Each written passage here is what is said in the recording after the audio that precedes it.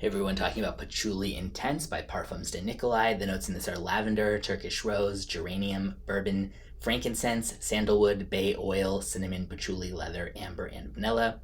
So this has some of my kind of least favorite notes of all time in it, but I actually don't dislike the execution of it at all.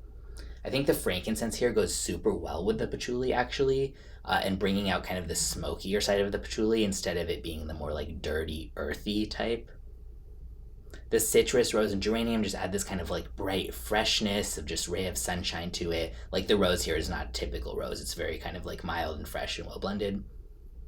The bay and cinnamon don't get too harsh and they just add a kind of nice refinement. They're not like adding this over the top darkness or anything. The leather's very smooth and classy here, and the amber and vanilla add some creamy sweetness but don't get cloying or anything. The sandalwood's the fresh kind, not too dill.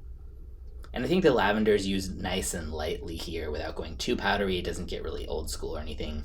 This would work really well, I think, for professional and formal occasions, but it could also be worn casually.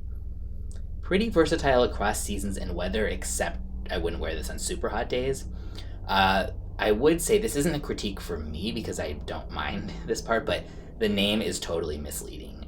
Again, not complaining because for my taste, this is better than if it were accurate. I don't want something that's intense patchouli, but don't get your hopes up going into this if you're like a diehard patchouli fan of like, yes, this is going to be some monstrous patchouli scent or something, because it's just really not at all.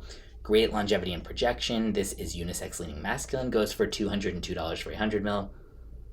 I think that's fair enough. It does smell very, very high quality and refined, and I think this would be the type of thing, yeah, you could totally just save for like special professional occasions.